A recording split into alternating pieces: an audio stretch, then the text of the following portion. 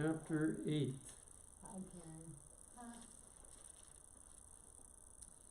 In chapter 8, we will see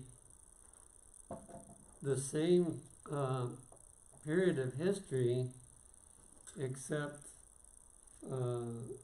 it doesn't mention Babylon, but the rest of the history, and what it does is adds details and information to the the growing understanding that we have.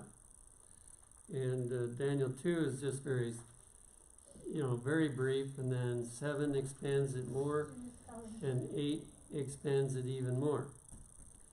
So we begin with Daniel chapter 8, verses 1 and 2.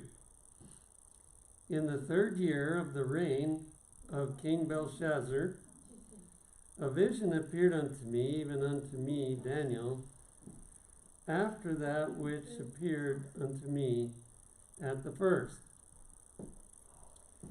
And I saw in a vision, and it came to pass when I saw that I was in Shushan, in the palace, which is in the province of Elam, and I saw in a vision, and I was by the river Ulai. Now, this kind of gives some information about how a vision works. The individual is not bodily there, but it seems like they're there. Somehow God gives them a picture that's so real that it's like surround sound, but it's by vision instead of just sound. And so it's like they're there. And you'll notice the time this happened was the 3rd year of Belshazzar. Daniel 7 was in the 1st year of Belshazzar. So this was 2 years later that God gave him this vision, which is using different animals, but gives us other information. So, in verses 3 and 4, it says, Then I lifted up mine eyes and saw, behold, there stood before the river a ram, which had 2 horns. And the 2 horns were high, but one was higher than the other, and the higher came up last. So, again, chapter 7 helps us to figure this out, but it was talking about Media and Persia. In the beginning, Media was stronger, and as time went on, Persia became stronger. And so Cyrus, who was the general that actually conquered Babylon, was a Persian, and that's probably why they gained greater strength later. And they actually had the biggest empire out of all 4 of the world powers. They ruled all the way from India to Ethiopia. Now in Daniel 2, Medo-Persia was presented as the breast and arms of silver. And in Daniel 7, it was represented as a bear, but again, it was raised up on one side. So notice the added detail in chapter 8 that the higher one came up last. And so the same would be true of the bear, that the Persians gained more control later on.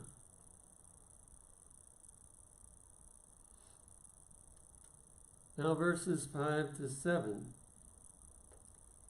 And as I was considering, behold, an he-goat came from the west on the face of the whole earth, and touched not the ground, And the goat had a notable horn between his eyes.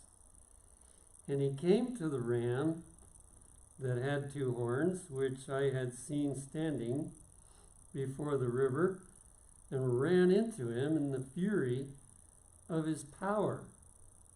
So obviously, he's conquering Medo-Persia.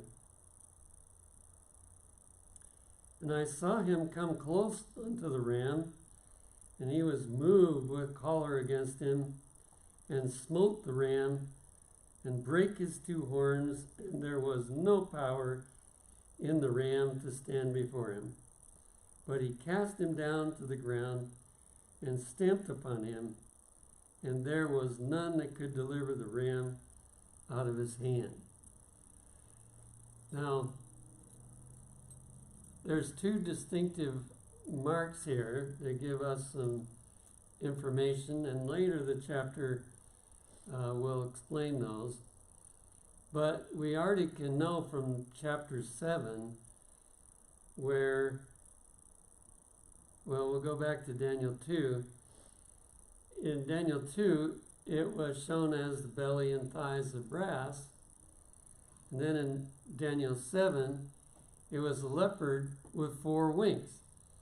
Now, a leopard that has 4 wings can travel pretty fast. And in this one, it says that he was going so fast he didn't touch the ground. So he was literally flying. Well, it's easy to know what that's talking about, the speed. And Alexander the Great conquered the world by the age of 30 years, and his campaign didn't really last too long because he was so successful. In verse 8, we have a little more detail from 7. Therefore the he-goat waxed very great, and when he was strong, the great horn was broken. So Alexander the Great was broken after he became great. After he conquered the world, then he was broken. And history points out that fact very clearly. And for it came up 4 notable ones toward the 4 winds of heaven. So those 4 generals that we learned in chapter 7 are more specifically spoken about here. And some more details will come a little bit. In Daniel 7, verse 6, it speaks about the leopard with 4 heads. And here it just says that east, west, south, and north, there were 4 different kingdoms that came up. Now to verses 9 through 12. And out of one of them came forth a little horn, which waxed exceeding great, toward the south, toward the east, and toward the pleasant land. So here we come to the little horn again. And as you really study chapter 7 and chapter 8, you get the picture that the most important figure is this little horn, because more verses are given to the little horn than any other power. And it gives a variety of details about what this horn would do. Here in verse 9, you'll notice that this little horn came out of one of the 4 divisions of the Greek Empire. Now, we mentioned this in chapter 7. In the Daniel 2 image, we have the legs of iron, and then we have the feet, part of iron and part of clay. But here, it just goes to the little horn, and it doesn't go any farther. And so it's easy to get the idea that the little horn represents both pagan Rome and another power that took over the capital city of Rome called Papal Rome. They both ruled from the same city, and that's probably why the Bible doesn't make a distinction here. And another reason is that they will do similar things. Pagan Rome acted toward God's people in a certain way, and Papal Rome acted toward God's people in the same way. And so this was telescoped together. It also probably was necessary at many parts of Earth's history to hide so the meaning of it, so that we didn't lose our Bibles. I mean, we came close to losing our Bibles during the time that the papacy was in control of the world, and they would have eliminated the Bibles if they could have.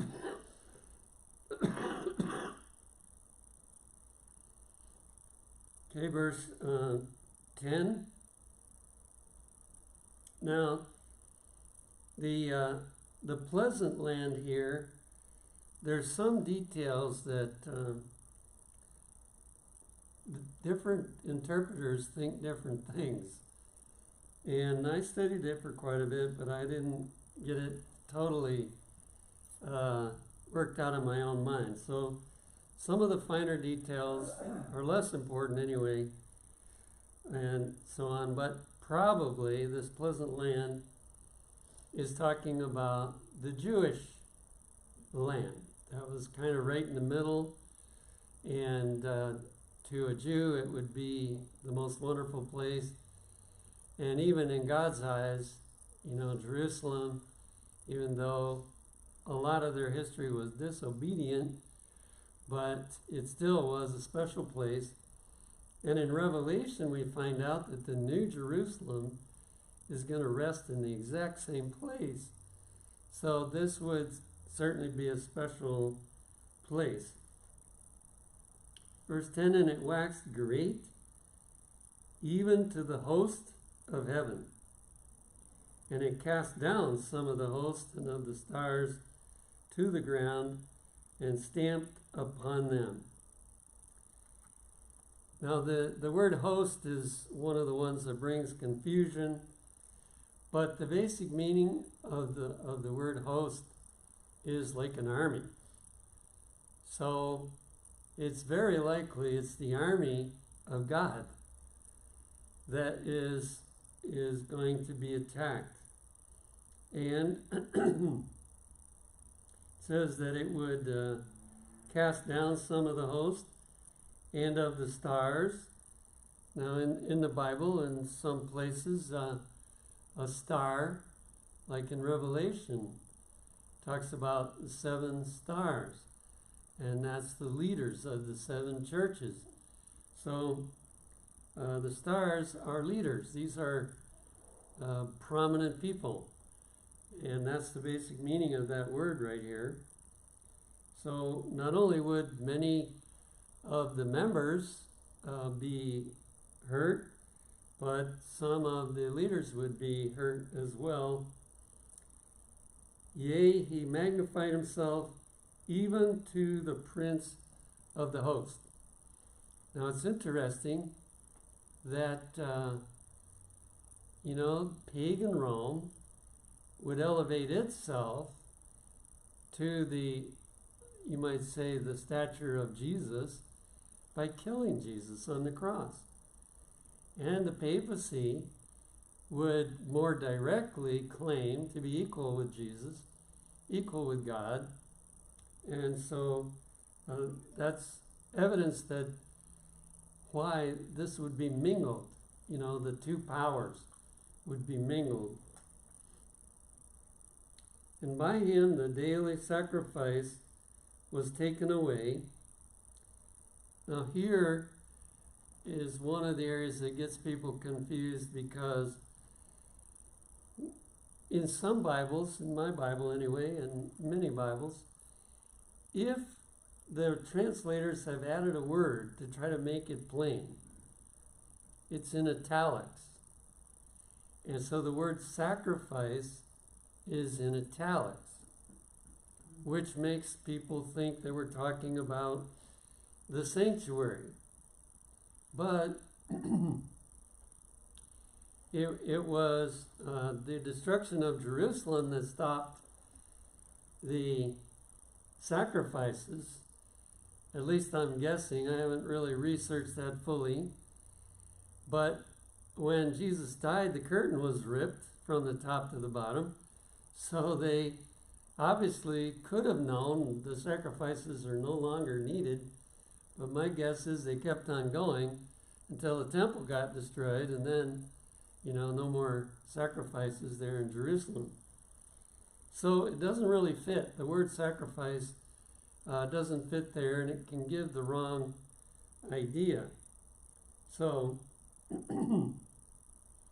the daily has more to do with the word continual.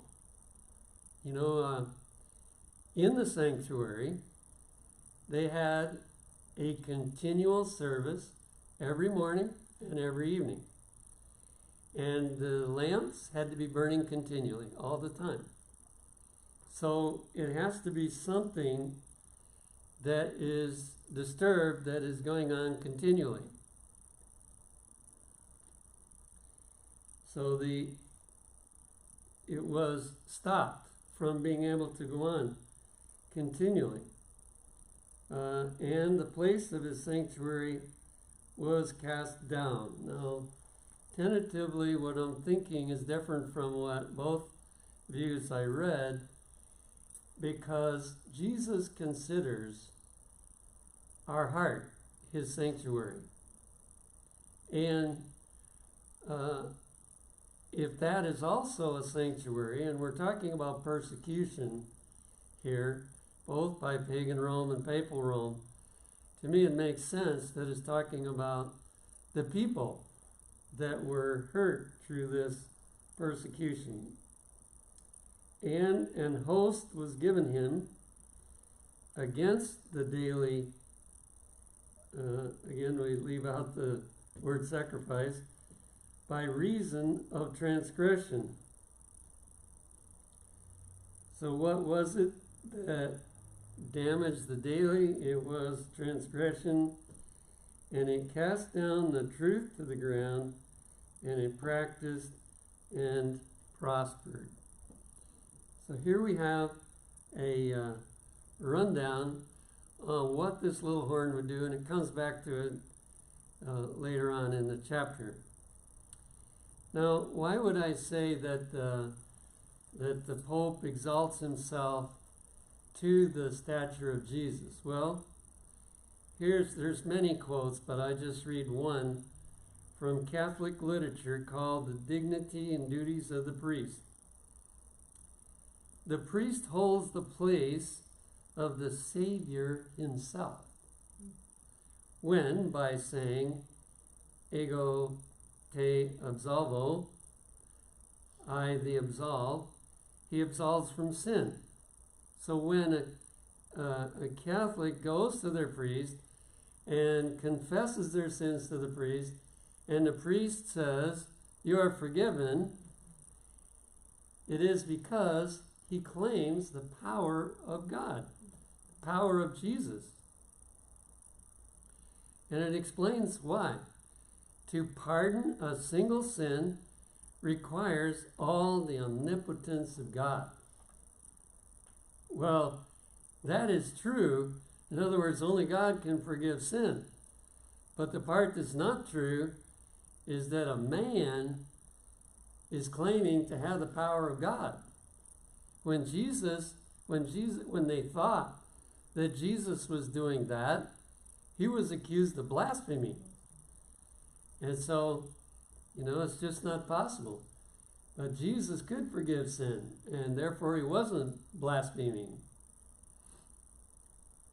But what only God can do by his omnipotence, the priest can also do. Innocent III, that's one of the popes of the past, has written, quote, "Indeed, it is not too much to say that in view of the sublimity of their offices, the priests are so many gods." Now, until I read that, I thought only the Pope claimed that ability. In fact, he has a crown which he doesn't wear, at least I've never seen him wear it, but he has a crown that says on there, Vicarius Filii Dei, Vicar of the Son of God. And but here in this statement, they are claiming it for all the priests, that any priest who forgives sin is as powerful as God, otherwise he couldn't forgive the sin. And there's another point in which they claim that power, and that's at the Mass, because they claim literally to change the bread and the wine into the literal body and blood of Jesus Christ. And they say that they couldn't do it if they didn't have the power of God. If they weren't God, they couldn't do that, which of course is true. But the lie is that they don't change it into the literal body and blood of Jesus.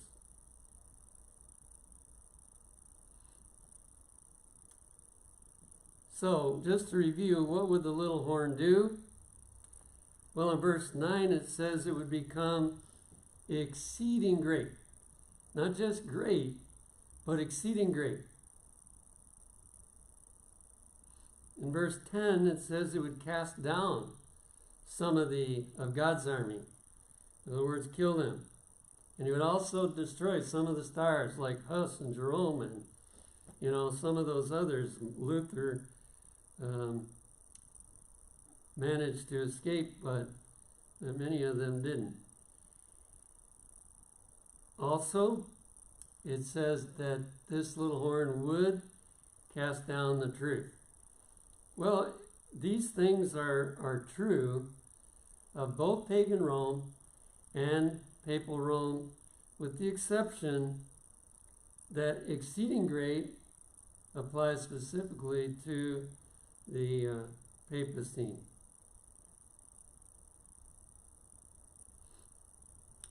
Now verses 13 and 14.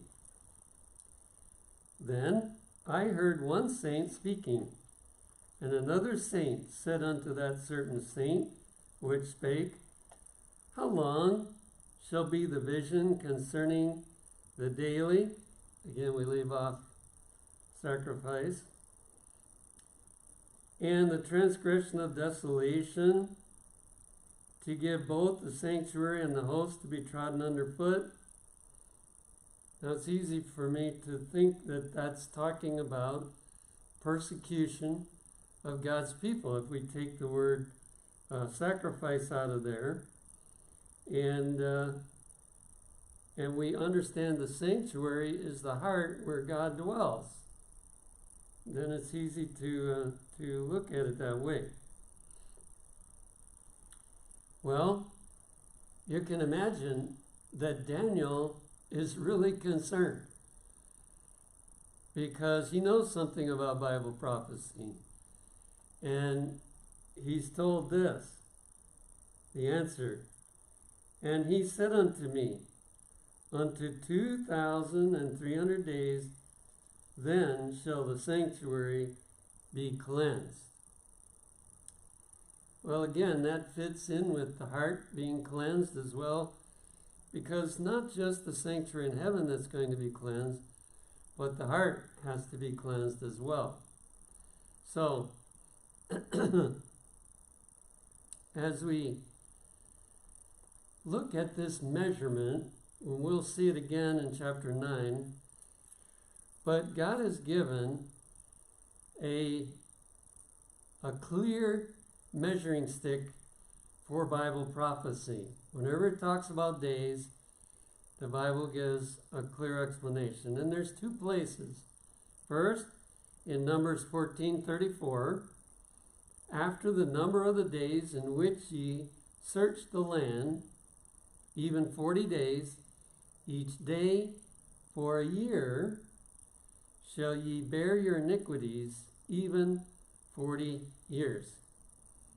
So the spies were walking throughout the land of Canaan for 40 days, and when the people rebelled against going in and said it's impossible to go in, God said, okay, if you think it's impossible, then I can't defend you anyway because you're not trusting in me. And so for every day that the spies were walking through the land of Canaan, you will have to walk through the wilderness for 1 year. So the measuring stick for a day is a year in Bible prophecy. And you can see it's used by God here. He says, those 40 days have become a prophecy of what's going to happen to you for 40 years. But just to make sure, we have a second one in Ezekiel 4, verse 6. Thou shalt bear the iniquity of the house of Judah 40 days. I have appointed thee each day for a year. So again, God says to Ezekiel, I want you to do something for 40 days, and that will be a prophecy of what will happen to Israel for 40 years. Or Judah, actually, by this time. 40 years. And it's so clearly stated in both places. Each day for a year, and I have appointed thee each day for a year. Now, when we come to the end of the chapter, Daniel was so bothered by this long time period when something was going to happen, and he must have thought it was something to do with God's people. It was so bothersome he fainted. You can see why. 2,300 years is a long, long prophecy. And in chapter 9 we're going to look into that, but I'll just tell you here, the beginning of that time period was 457 BC, and the end of that time period was 1844 AD. So it was a very long, the longest time prophecy in the Bible. And so this was a very important matter, that what would be done by the little horn during that period of time, as well as pagan Rome.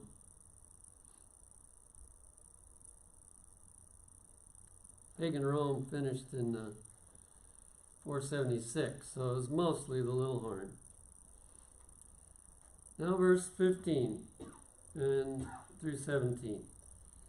And it came to pass when I, even I, Daniel, had seen the vision and sought for the meaning, then behold, there stood before me as the appearance of a man. Now it looks like, as we read a little farther, this man was Jesus. So Jesus appeared to him. And I heard a man's voice between the banks of Ulai, which called and said, Gabriel, make this man to understand the vision. Now Gabriel is the lead angel of heaven, the one that took the place of Lucifer when he fell. And so both Jesus and the highest angel of heaven are involved in helping Daniel to understand what this is talking about. So he came near where I stood, and when he came, I was afraid and fell upon my face. But he said unto me, Understand, O Son of Man, for at the time of the end shall be the vision. In other words, this vision has to do with the time of the end. And notice the reaction of Daniel. Now, Daniel, there is no sin recorded of Daniel in the Bible. However, don't think he never sinned, because the New Testament says all have sinned and come short of the glory of God. But he didn't do a sin that was worthy of mentioning in the Bible. And even though he was that much like Jesus, when he came in touch with the heavenly beings, he just fell on his face. And, we would have the same experience if we were to come close to one of the beings of heaven. Now, let's see, verse 18 and 19. Now, as he was speaking with me, I was in a deep sleep on my face toward the ground. But he touched me and set me upright. So here we have another experience that he went through. And I believe there's another important lesson from this.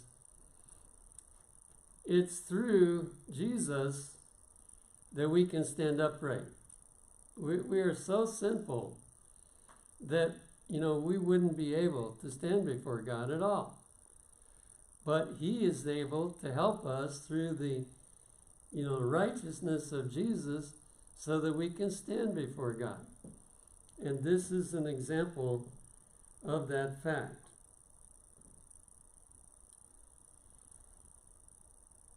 And he said, Behold, I will make thee know what shall be in the last end of the indignation.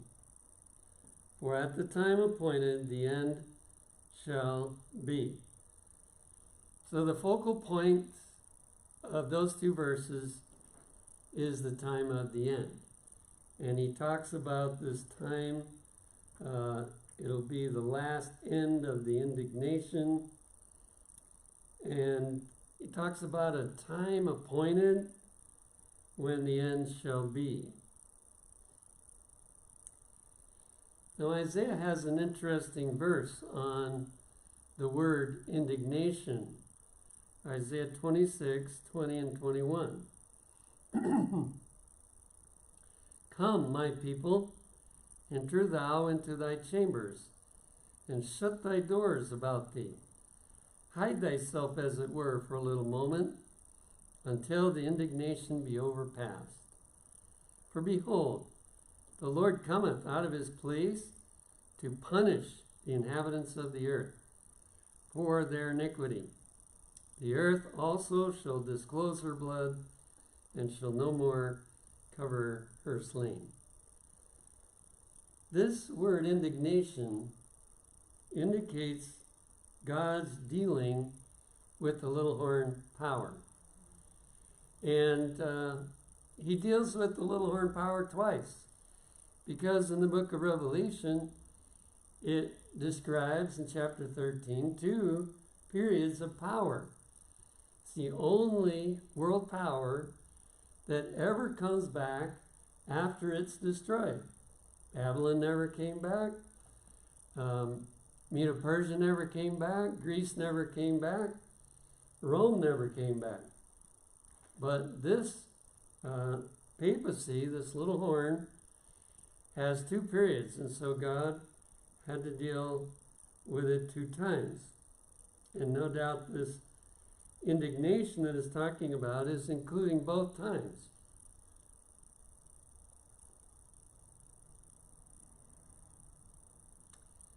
Then he gets the explanation, which we already know, but verse 20, the ram which thou sawest having two horns are the kings of Media and Persia. So, the book of Daniel has been called a sealed book. But it's hard to figure how something so plain could be called sealed, right? The pattern is the same 3 times, and it makes it very plain what power is here. Medes and Persians. Verse 21, and the rough goat is the king of Grecia, and the great horn that is between his eyes is the first king. And so Alexander the Great was the first king. And it makes it plain that it was Greece. The horn, of course, represents the first king. That's why that horn was broken, you remember? Because Alexander the Great was broken. And then, verse 22, now that being broken, whereas 4 stood up for it,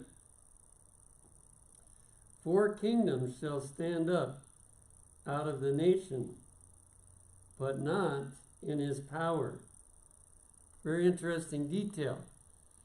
Alexander the Great did not appoint his 4 generals to take over.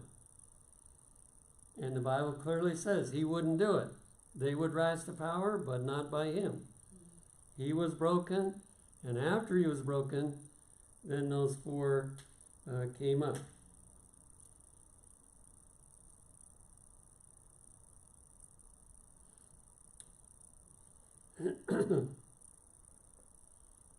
And in the latter time of their kingdom, when the transgressors are come to the full, a king of fierce countenance and understanding dark sentences shall stand up.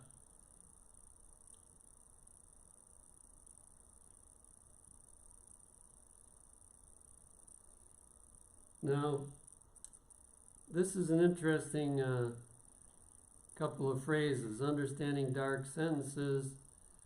In Deuteronomy, it tells who was going to conquer the Jewish nation.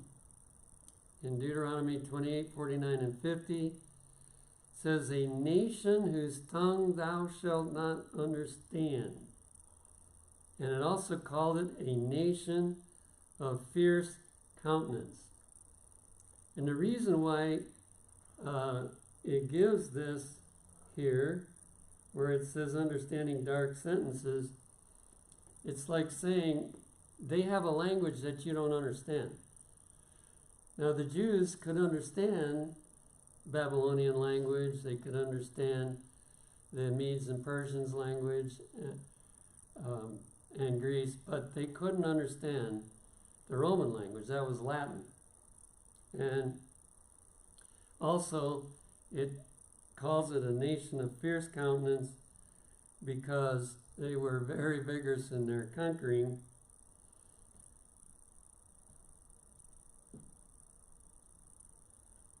Now 24 and 5, and his power shall be mighty, but not by his own power. And he shall destroy wonderfully, and shall prosper, and practice, and shall destroy the mighty and the holy people. So here it tells especially of the conquering of Jerusalem, destroying the mighty and holy people, but it's broader than just that one event. And through his policy also he shall cause craft to prosper in his hand. Now here we have the method of conquering that both Rome and the papacy uses. They work in secrecy to gain control. And they do not appear to be horrible until after they get control. And so that's why it says they caused craft to prosper in his hand, and he shall magnify himself in his heart. And notice this, by peace shall destroy many. So this taking over by peaceful means wasn't always that way with pagan Rome, but they accomplished a lot that way. And so does the papacy. He shall also stand up against the prince of princes. Now, pagan Rome would stand up by crucifying Jesus. Also, they would try to kill him in the beginning by killing all the babies in Bethlehem. And then the papacy would do the same. But it says, he shall be broken without hand. Just like that stone in Daniel 2. The stone was cut out of the mountain without hands. And so, no matter how powerful men may get, or organizations may get, God has no trouble destroying them when the time comes. And that's a very important message for not only the 2,300 years, but however long we have till Jesus comes. It's very important for us to know that God hasn't lost control.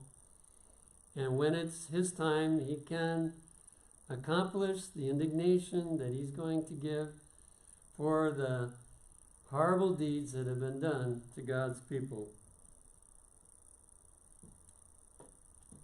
Then verse 26 and 27.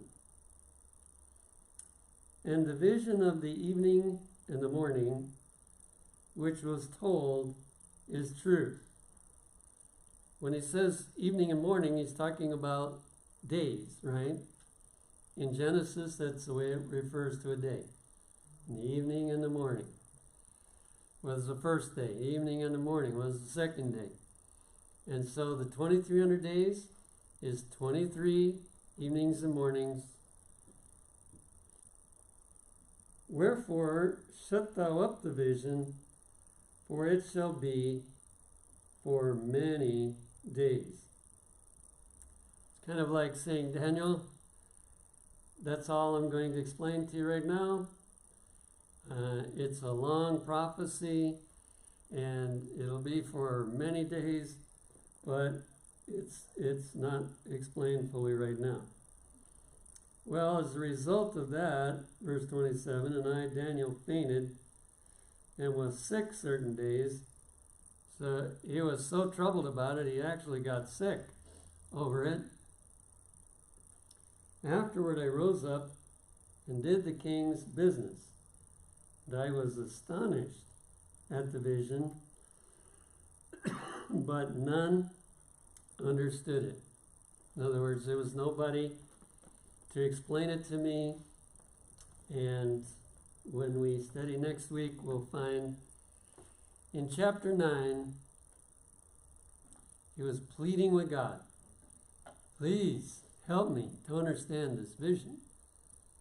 And God chose to come and help him understand more about that vision.